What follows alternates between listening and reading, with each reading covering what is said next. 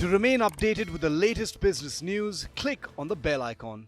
Well, it's a big day for both the countries, India and United Arab Emirates. Finally, it is the day that the Comprehensive Economic Partnership Agreements comes into being, and this is after long discussions and the much awaited days. Here to talk more about this, we are joined by the Minister of Economy, United Arab Emirates, His Excellency Abdullah bin Touq Al Marri. Thank you for joining us on India Today and welcome to India. Thank you very much. Thank you for hosting us. And well, first I have to ask you, how do you like it here? Oh, it's amazing. The weather is very similar to back home, but I think it's really, really amazing. It's really a great place. New Delhi is a really great city as well. So I'm really happy to be here and very exciting.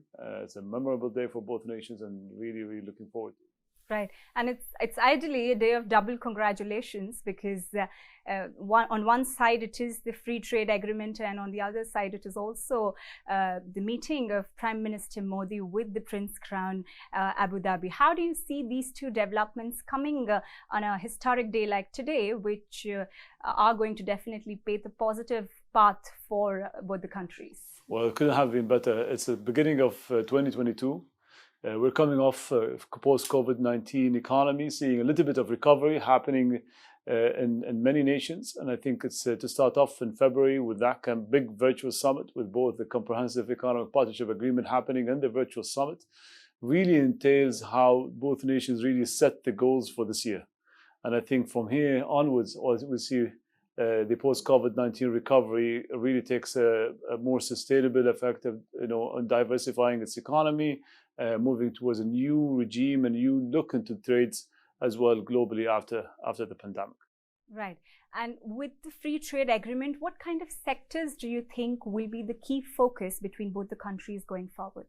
Well, the CEPA covers about 18 chapters. We're really looking to diversifying away our economy into new economies, into, for instance, renewables, renewable energy is a huge part of it. Technology is huge as well. Petrochemicals as well is part of it. Small and medium enterprises have a full chapter that really covers and entails a lot of details for the small and medium enterprises. Intellectual property really took a place as well as a chapter from the 801 pages that the CEPA has been signed today.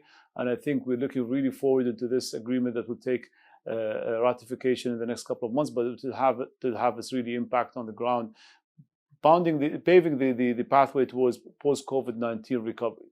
Right. You did mention about impact on the ground, and I think the strong ties also are because of the import and export exchange that United Arab Emirates and India share. Now, with the agreement, how stronger are these going to get? Is there going to be also tariff reductions that probably could be a part in the upcoming days? Of course, the agreement has about 80% of more than 80% of tariff reduction on 80% of the goods that's actually traded between the two nations. It's at the moment we see trade around $60 billion US dollars between the two nations. We're looking at $100 billion US dollars by the next 10 years. So, or at least by 2030. So this will really give us a huge pathway to it. We're seeing as well to the UAE's economy is going to add about $9 billion or 1.7% to our GDP, and 17 or more $billion to the Indian economy. I think that's something as well of very vital and importance. We see as well a growth of 140,000 job creation will be done with the CEPA signed alone and with the industries if it's went to the full potential. And I think that's really positive. That's the pathway forward, and I think that's really important. Right. And way back, in fact, India had also worked around certain taxes exemptions for UAE sovereign wealth funds. Now, how helpful were those incentives in going forward? Are we seeing any more such exchanges between both the countries? I think in the time of the CEPA and the agreements are really reducing most of the tariffs and actually going to many tariffs to 0%. That will really shows and entails more investors. Investors are at the moment looking forward for such agreement.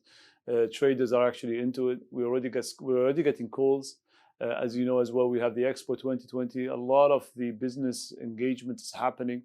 It's the right time to really show the world that the UAE and India is ready for post-COVID-19, and I guess the announcement of this today will really bring the traders, the businessmen, the investors together to really sign new agreements into more investment between the both nations. Right. While we're talking about the post-COVID recovery part, I think one key significance that the world has been focusing on is also sustainability and the green energy change. Now, in this regards, India is also, of course, planning to go big on it. What are the discussions that are coming between UAE and India on how are they looking to this shift to renewable energy? Yeah, the renewable energy has a big chapter as well on the Comprehensive Economic Partnership Agreement. As you know as well, the UAE have announced the hosting of the COP28 next year in 2023. We as well have the announcement of the net zero by 2050. There's a huge part of that where the UAE as well shows that to the world and the India as well that sustainability environment is a very vital important of investments of the future energy, and that's what we're going to come from the CEPA pathing the way as well for such chapter, for such investments to really happen in the next couple of years. Right. While, of course, that is something to look forward to, I think on the other stance, it's also the higher oil prices and the shooting crude oil prices that are quite a bit of concern globally. And countries are also looking to now move towards sustainable energy. Now, is this impacting the UAE economy revenues in any way? We're looking at the economy in the UAE, and as you know, the economy of the UAE had depending about 30% of its GDP on oil and gas, and I think that's something which is important. But we really understand through COVID-19, the pre-pandemic and the post-pandemic economy really differs. We understand that we need to diversify our economy into new sectors, into new energies, more sustainable. Therefore, the host of COP28 is happening next year as well, the net zero carbon by 2050. That shows the vital aspects of the UAE is really putting the investments into the future energy as well to make sure that there is a balance and more sustainable GDP growth for newer sectors and technology that will come out of it. Hydrogen as well has a big play as well into the agreement. The UAE is really into that kind of investment, and we can see a lot of exchanges between UAE and India in this kind of domains. Thank you very much, Your Excellency, for talking to us on India today, and wish you a great stay in India and, of course, for the bilateral cooperation that both the countries share. Thank you very much. If you like the video, do like, comment, share and subscribe.